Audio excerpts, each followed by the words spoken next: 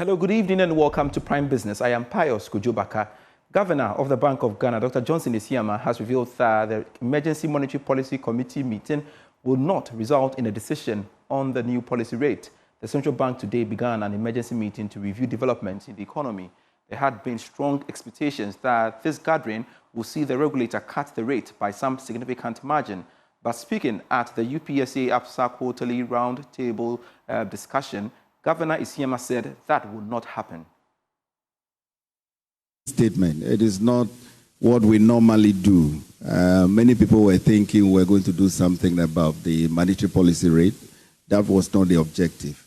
It was just to look at the numbers ahead of the main meeting that will start in 10 days' time.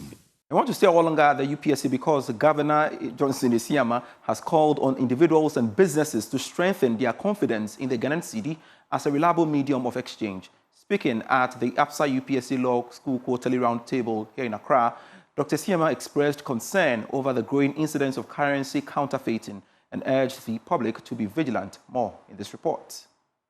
The fourth edition of the APSA UPSC Law School Quarterly Roundtable was held in Accra under the theme Ghana's Legal Tender, Monetary Policy and the Rising Cedi. Delivering the keynote address, Governor of the Bank of Ghana, Dr. Johnson Esiama, emphasized the need to protect the integrity of the cedi and called on the public to report any suspected cases of counterfeiting. The strength of a currency is not determined only by central banks or financial markets. It is determined by the people who use it, the people who protect it, and the people who believe in it. And recently, I heard about a story somebody was telling me somewhere within Accra where you find these currency counterfeiters. People in the area know about this, and yet they are not concerned. And so when we allow such things to thrive in society, why then are we surprised that the currency doesn't have worth? If you find anyone engaging in currency counterfeiting, whether the cedi, the dollar, or whichever one, please, my phone number is all over the place. Everyone knows my phone number. Send me a WhatsApp. I'm told a lot of foreigners are involved in that. Right? They are counterfeiting Kwame Nkrumah's cedi. The cedi he introduced, they are counterfeiting it. They are destroying it. He also noted that the central bank's targeted policy interventions have contributed significantly to the recent strengthening of the cedi. Currency stability does not occur by chance. It is engineered through prudent monetary policy, through disciplined coordination, and the ability to inspire confidence in the future path of the economy. And in recent months, the Ghanaian cedi has experienced one of its most remarkable turnarounds in recent memory. Behind this resurgence lies a carefully calibrated policy mix, a policy mix built on sound principles and timely interventions. Dean of the UPSC Law School, Professor Ernest Kofi Abochi, welcomed the dialogue and praised the event's focus on currency, law, and economic governance. In the best possible expectation, the cedi is usually stable against other currencies. But we're not used to the cedi rising in the sense of countering other currencies. And so there's something historic happening. And we thought there is no better topic to actually engage on this platform than the rising cedi. But hopefully to have a certain deconstructed view of it, especially given the fact that not many people understand the nuances and intricacies of monetary policy. So we thought that if we can get somebody as consequential as the governor himself, we would have a bedside view of exactly what the reasons accounting for the rising cedi are. And I have to say that he's actually spoken to that in many ways, and given out something of a clarion call to Ghanaians in terms of what we all need to do as a country to get the cedi not only stable, but also rising. The APSA UPSA Roundtable continues to serve as a platform for engaging policymakers, industry experts, and the academic community in shaping public discourse on key legal and economic issues. The Securities and Exchange Commission has rolled out its regional investor education campaign, Time with the SEC, in the Volta region, marking a strategic expansion of its mission to strengthen public understanding of the capital markets across the country.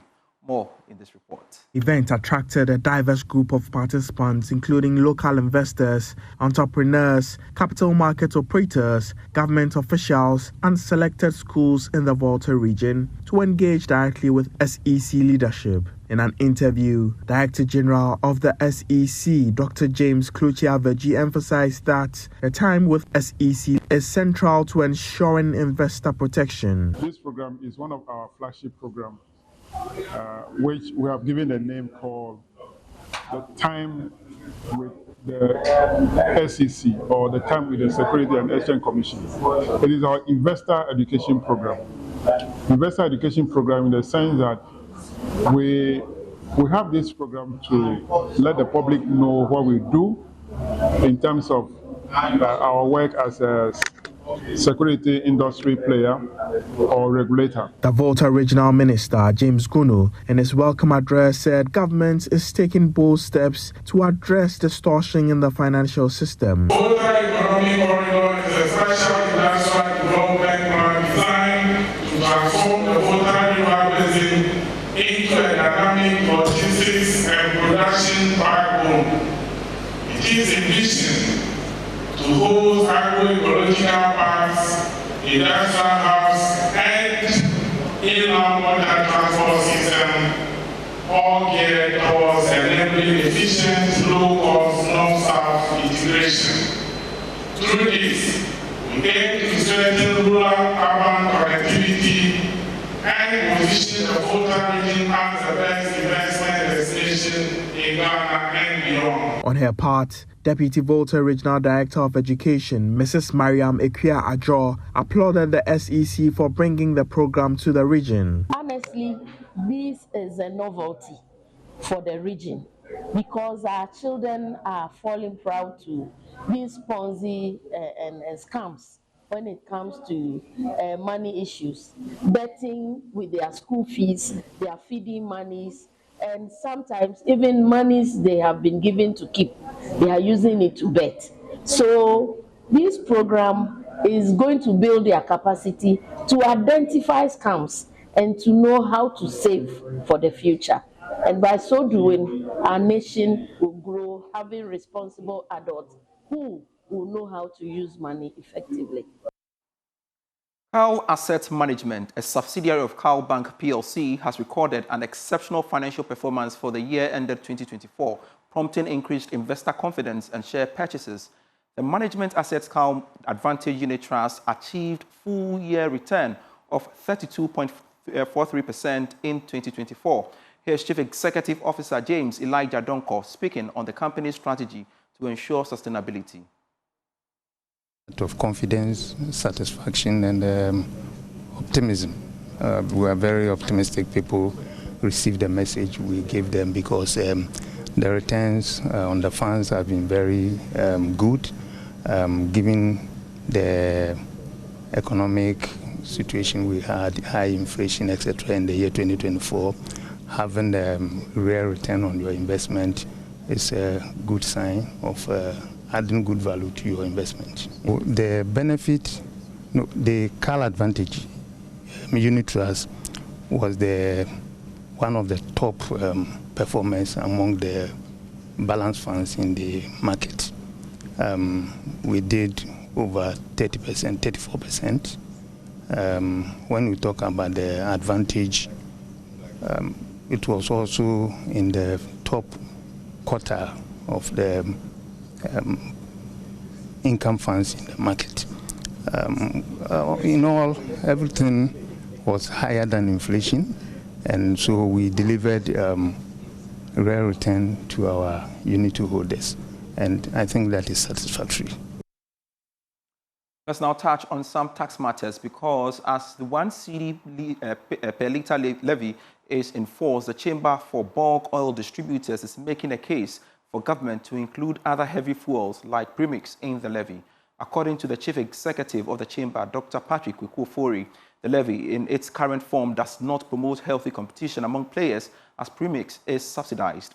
Speaking to Joy Business, he called for a broader consultation and further inclusion of other petroleum products to be part of the levy. We shall be bringing you that story subsequently, but we want to stay a while longer within the revenue stream because the Ghana Revenue Authority has commenced its annual corporate social responsibility initiative with the donation of medical equipment to the Tema Manihan Hospital here in the Greater Accra region. The initiative forms part of the quest by the authority to support health care of various communities they serve across the country. More in this report. The items ranging from hospital beds, theatre light and washing materials was procured to support the medical needs of the hospital as they managed to take care of their overwhelming patients. According to the Ghana Revenue Authority, the gesture is expected to go a long way to reduce the burden on limited resources at the hospital. Second in command at the Tema Sector Customs Division of the Ghana Revenue Authority, Philip Timbila spoke to journalists after a short ceremony to present the items to the hospital administration. Corporate social responsibility. We choose facilities, public facilities in the environments where we work every year, to help them with either equipment or facilities that they lack, to help them serve the community better. And this being a hospital, we all know that the health sector is a very important sector of our nation, and so they always have needs to be met. Medical Superintendent at the Mahia Hospital, Dr. Joseph Donko, believes that the items come in handy to improve the services of the hospital. I appreciate the fact that GRA, so far this year, I think that's the first institution coming to do donation at Mahia Polyclinic. We are so grateful. The donation is coming at the right time. There are a few things a few expansions that have been done, as you are aware and you can see for yourself. So the logistics coming in will improve the services that we are supposed to render to the community and people within Mahia Metropolis or Tema East.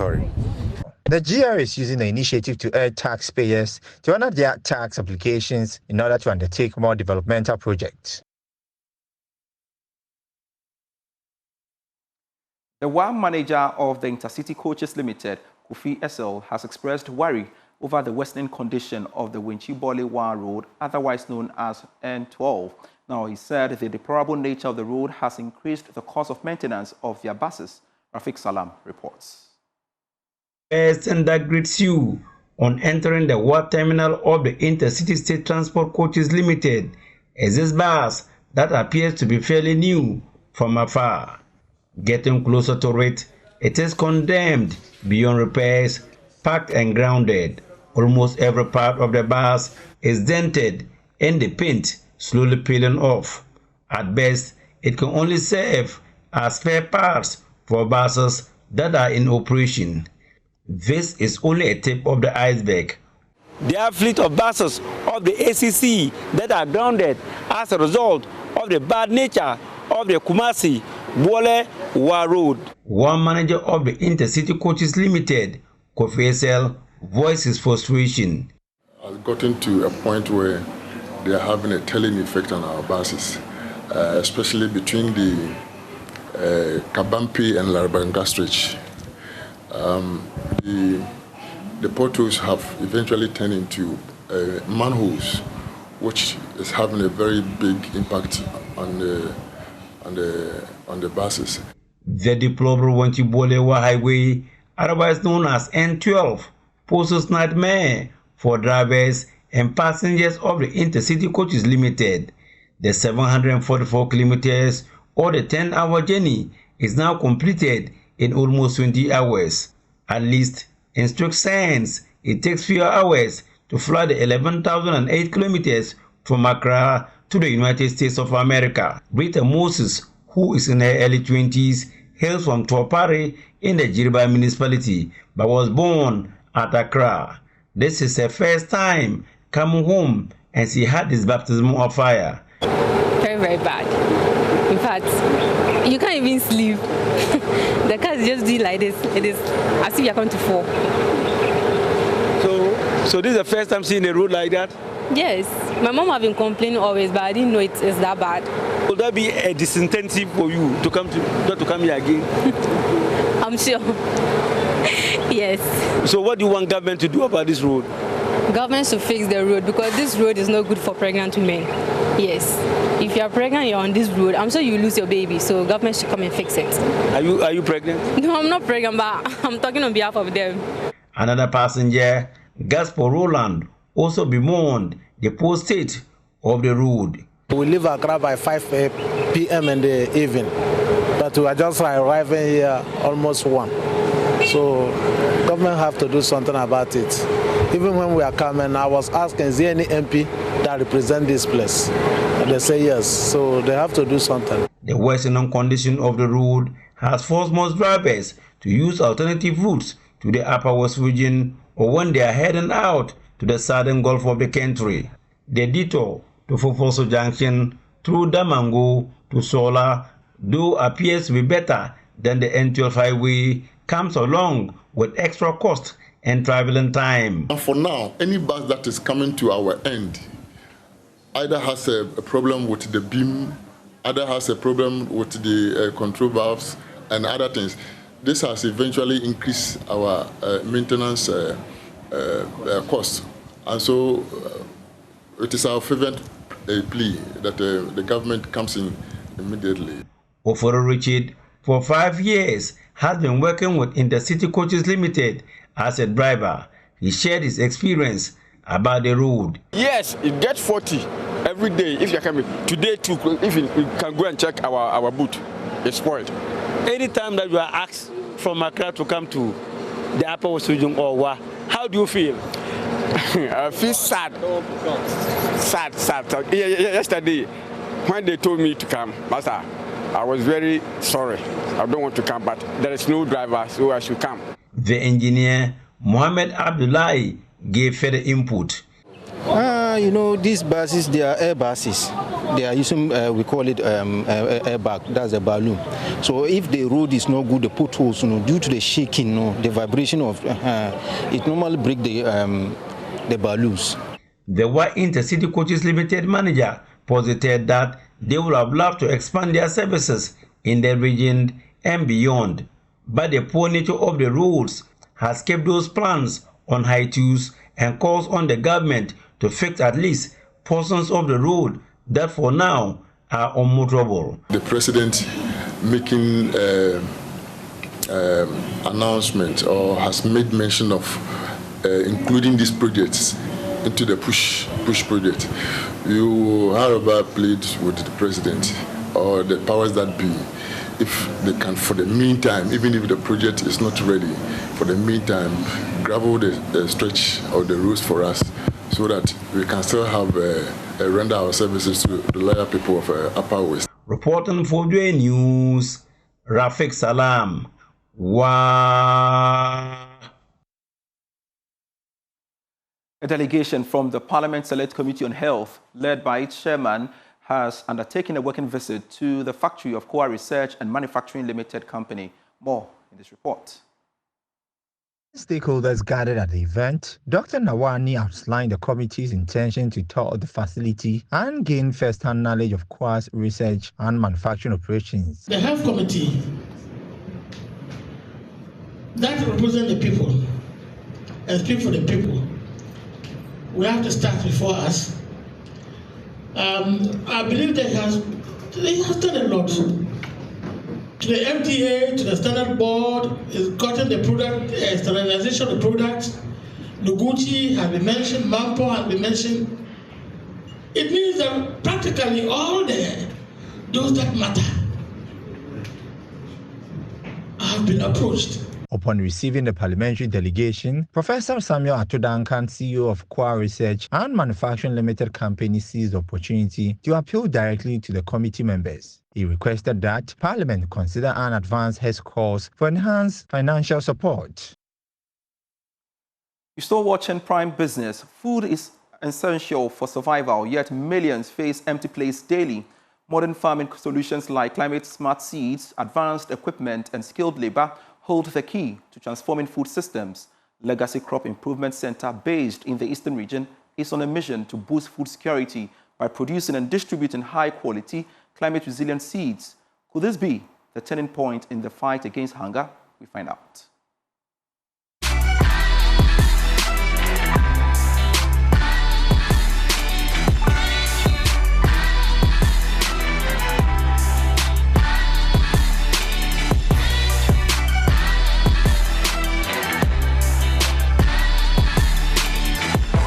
In Ghana, one of the greatest challenges facing the agriculture sector isn't just poor rainfall or lack of fertilizer, it's the access to quality seeds and machinery needed to produce them.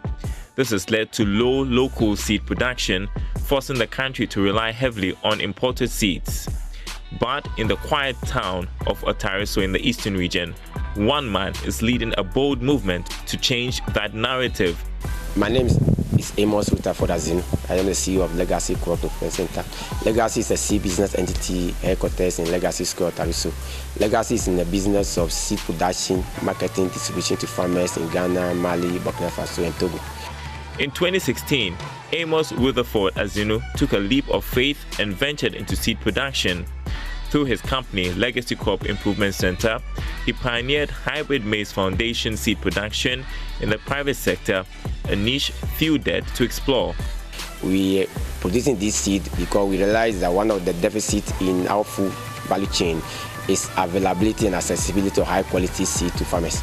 As Legacy today, we have one of the finest maize variety that the climate smart. We provide a biofortified that the farmers are planting in order to support their production. This variety is climate resilient and able to manufacture on mature on the right time for farmers to actually get a good harvest out of it. Today, Legacy Crop Improvement Center doesn't just serve Ghana. Amos's reach has extended across the West African sub-region, fulfilling a growing demand for high-quality hybrid seeds. Normally, you realize that other varieties are over 100 days. But if, for instance, you take our variety Legacy 26, which is a yellow maize, Pro-Vitamin A enhanced, it's 85 days the farmer is harvesting that variety. So even if the rain falls short on the way, the farmer is going to guarantee of some harvest. For instance, last year when we have 8 weeks of erratic rainfall pattern in some part of the country, one of the variety that the farmers actually depend on was Legacy 26 because of its short duration period. Building on his success, Amos registered a subsidiary in 2019, focused solely on certified hybrid seed production. The goal: empower local farmers, reduce seed imports, and improve food security. So for us, we want to make sure every farmer receives high quality seeds, and those seeds are climate smart, nutritionally enhanced, and also the delivery has to be on timely manner. For instance, if you're a farmer, you are listening to me in any part of Ghana, you don't need to come to Legacy to buy 1 kilo. Whatever you are, once you place in a call or you reach out to us, somebody will get back to you, and within 24 hours, you should be able to receive your seed. We believe that the timely delivery of our service and product to the farmers is the hallmark of our business, and that's also going to prepare the farmers to achieve whatever they are doing. This business is actually regulated by the Ministry of Food and Agriculture. They make sure that the law, we have a law that actually governs whatever we do in terms of avoiding contamination, processing, all those things. There's a law that is actually governing this principle. So we work in hand in hand with our friends in the ministry to make sure that we deliver the high quality service to these farmers. Amos's mission has always been clear: to boost productivity from the seed up. These are organic seeds. For lack of better word, let's say conventional breeding. These are not what normally they refer as genetically modified organisms. These days we are looking at a product that will enable farmers not to use a lot of chemicals. For instance, recently we heard of 4-army worm, where the farmers had to spray a lot to cure that insects or the pest. Even a cowpea, which is one of the crops that insect like. We are trying to bring the new variety in the system that actually the farmers will not end up using a lot of chemical to control that. So by so doing, which is exposing them to health hazard through those chemicals, and also by extension exposing our environment also to those chemicals. From a bold idea in 2016 to a national agricultural asset in 2025, Amos Rutherford Azunu is planting more than seeds. He's sowing a future of food security, farmer empowerment, and agricultural excellence. Next time on the Joy Business Van, we get more insight into how the seeds are produced and what next after 10 years of production. We are looking for one drought tolerance and poverty A maize. The weather will be more resistant and higher in terms of higher yield than what we have now. What we have now is a Lega 26, which is 8 tons per hectare. We want to get a better variety that is almost 12 or 15 tons, but a proper drought-tolerant variety to that effect, and a variety that is resistant to insect, for instance, like a fall armyworm disease.